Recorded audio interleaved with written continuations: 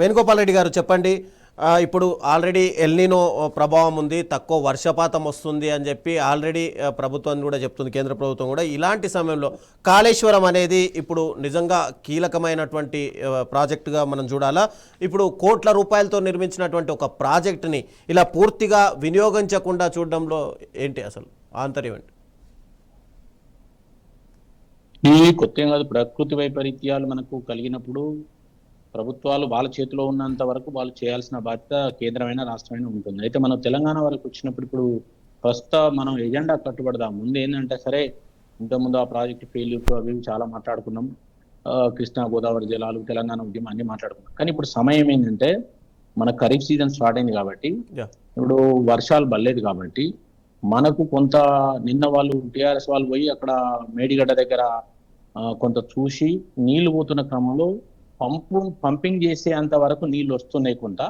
సరే, అది కుంగినా కూడా పంపింగ్ వరకు నీళ్ళు వస్తున్నాయి. వచ్చిన నీళ్ళని మీరు ప్రాణహిత నుంచి వస్తున్నాయి కాబట్టి వచ్చిన నీళ్ళని ఎత్తిపోయండి అనేది వాళ్ళ డిమాండ్. ఒకవేళ నిజంగా రాష్ట్ర ప్రభుత్వం ఆ నీళ్ళని ఎత్తిపోసే పరిస్థితి ఉంటే అంటే అన్నారం కానీ సుందిల్ల కానీ అక్కడ నీళ్ళు ఉండకపోవచ్చు. ఎందుకంటే గోదావరిలో నీళ్ళు వస్తలేవు, ఎల్లంపల్లిలో నీళ్ళు లేవంటే అందులో కూడా ఉంటాయి అన్నట్టు. కాబట్టి ఇక్కడ ఎత్తిపోసేది ఉంటే, ఇప్పుడు అవకాశం ఉండి ఎత్తిపోసేది ఉంటే, ఎందుకంటే కింద కూడా మనకు ఏది దేవాలయం నుంచి కూడా ఇప్పుడు పంపింగ్ స్టార్ట్ అయ్యి ఎత్తిపోస్తున్నారు ఇప్పుడు ధర్మసాగర్లో. కాబట్టి మనం ఏం చేయాలంటే ఈ తుపాకుల కూడా నుంచి కూడా కొంత నీళ్లు ఆగి అది ఏది ఈ మేడిగడ్డ దాకా కూడా కమ్మే అవకాశం ఉంది. అయితే మేడిగడ్డకు లోపటి దాకపోవచ్చు. కానీ ఇప్పుడు మాత్రం ఉన్న పరిస్థితుల్లో నీళ్లు కనుక ఉండి పంపులు కనుక చాలు చేస్తే నీళ్లు కనుక ఎత్తిపోసే పరిస్థితి ఉండేది ఉంటే ఇక్కడ నుంచి చివరి దాకా మనము మొత్తం ఎన్ రూట్ మొత్తం కూడా, ఈ ప్రాజెక్ట్ ఎన్ రూట్ మొత్తం కూడా రిజర్వాయర్స్ ఉన్నాయి, టెనెల్స్ ఉన్నాయి, అన్నీ ఉన్నాయి కాబట్టి కాలువలు పూర్తయినాయి కాబట్టి ఎత్తిపోస్తే కొంత నార్లు పోసుకునేందుకు రైతులకు ఉపయోగపడుతుంది. ఇది ప్రభుత్వం ఆలోచించాలి. లేదు సాధ్యం కాదంటే నువ్వు ప్రతిపక్షాలను తీసుకుపోయి చూపించి సాధ్యం కాదని చెప్పు. కానీ రాజకీయాలు ఎక్కువై ప్రాక్టికల్ గా చేయాల్సిన పనులు చేయకపోతే అటు ప్రభుత్వం తప్పు అవుతుంది. ఇటు టీఆర్ఎస్ కూడా చాలా వాళ్ళు చేసే డిమాండ్ వరకు ఓకే, కానీ అవి కిందికి పోతే ఆ ఆంధ్ర ప్రాంత వాసులకు వాళ్ళ యొక్క డెల్టాకు నీళ్లు పోతానని ఏమన్నా పిచ్చి మడలు కాకపోతే ఏమన్నా ఉన్నదా? అర్థం ఉందా? వాళ్ళు ఇంద్రావతి దగ్గర నీళ్ళు ఆపుతారా, శబరి దగ్గర నీళ్ళు ఆపుతారా? ఇప్పుడు గోదావరిలో నీళ్ళే రాలేదా? వచ్చే నీళ్ళు కూడా ఎక్సెస్ పోతున్నాయి. ఇప్పుడు గోదావరిలో పోయే నీళ్ళని ఎత్తిపోసే అవకాశం అడుగున్నదా? వాళ్ళు మాట్లాడదాంట్లో ఏమన్నా అర్థం ఉందా? ఇప్పుడు గోదావరిలో ప్రాణహిత నుంచి వచ్చిన నీళ్లు, మేడిగడ్డ నుంచి పోయే నీళ్ళని మొత్తం ఎత్తిపోసే అవకాశం అంటే లేదు. ఏదో కొద్దిగా హై లెవెల్లో వచ్చినప్పుడు పంపుల వరకు వస్తే పోసే అవకాశం ఉంది. ఎందుకంటే ఆ బెడ్ లెవెల్ 88 మీటర్లు, 100 మీటర్లు ప్రాజెక్టు లెవెల్. ఆ ప్రాజెక్టు లెవెల్లో వచ్చే నీళ్ళని కొద్దిగంత పంపుల వరకు వస్తే ఎత్తిపోతారు, కానీ మొత్తం నీళ్ళు ఆపి ఎత్తిపోయలేదు.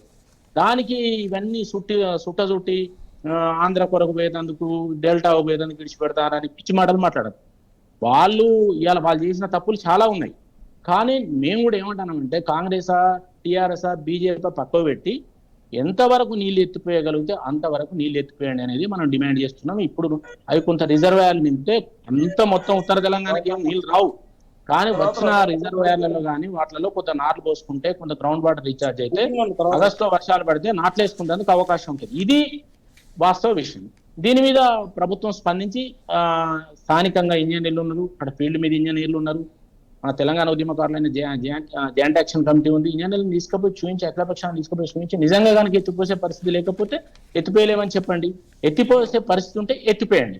టీఆర్ఎస్ కూడా దానికి ఇంకో 4 యాడ్ చేసి రాజకీయాలు చేద్దామని నేను చెప్తాను. ఇది కాబట్టి నువ్వు అక్కడ రైతుల వరకే నీకు చిత్తశుద్ధి ఉంటే రైతుల వరకు ఎంతవరకు సాధ్యమైందో అంతవరకే మాట్లాడాలి ఏ పార్టీ అయినా. కానీ దీనికి రాజకీయాలు కలగలిపి మొత్తం కలగాపులిగా చేసి మాట్లాడదు. ఎందుకంటే ఇప్పుడు టెక్నికల్ డిజైన్స్ కానీ, అలొకేషన్స్ కానీ, లేకపోతే ఆ ప్రాజెక్టు ఫెయిల్యూర్స్ కానీ ఇప్పుడు ఇది కాదు సందర్భం మాట్లాడాల్సింది. అవన్నీ అయిపోయినాయి, అవన్నీ విచారణ జరిగి కేసులు వేసినా అంతా జరుగుతున్నది. దాని మీద ఎంత ముందుకు పోతారో యాక్షన్ తీసుకొనియండి, ఎవరికి అభ్యంతరం లేదు. కానీ ఇప్పుడు ఈ ఇష్యూ విడిచిపెట్టి అనవసరమైన ఇప్పుడు గతంలో మాట్లాడిన ఇష్యూస్ అన్ని మళ్ళీ మాట్లాడడం వల్ల ఉపయోగం లేదు. ఇప్పుడు మీరు ఎత్తిపోయేందుకు అవకాశం ఉందా లేదా, టీఆర్ఎస్ చేసే ఆరోపణలు నిజం ఉందా లేదా, మీరు ముందు అఖిలపక్షాన్ని తీసుకుపోయి మొత్తం ఎత్తిపోసే అవకాశం ఉంటే ఎత్తిపోయండి, అయిపోతుంది. లేకపోతే లేదని చెప్పి ప్రూఫ్ చేయండి. టీఆర్ఎస్ కూడా అక్కడి వరకే మాట్లాడాలి. అంతకన్నా ఎక్కువ మాట్లాడితే వాళ్ళు చేసిన చక్కదనం అంతా కనిపిస్తుంది. దాన్ని తీసుకుపోయి ఆంధ్రకు ముడిపెట్టి మళ్ళీ తెలంగాణ ఆంధ్ర సెంటిమెంట్ క్రియేట్ చేసి మళ్ళీ ఏదో పబ్బం గడుపుకుంటామని వాళ్ళు చెప్తారు. అది నడవదు. మీరు వచ్చా నేను టీఆర్ఎస్ని అడుగుతున్నా, వారు లక్ష్మణ గారికి బాగా ఎక్స్పీరియన్స్ ఉంది. 2019 ప్రాజెక్టు స్టార్ట్ చేసిన కాంచి 2023 వరకు మీరు ఎత్తిపోసారు జూన్ జూలైలో ఎప్పుడైనా ఒక్కసారి ఎత్తిపోతే కిందికి పోతే మొత్తం బంద్ పెట్టారు. ఎప్పుడైనా ఎత్తిపోసారా మీరు? అప్పుడు కూడా జూలై ఆగస్టులో వర్షాలు పడ్డాయి.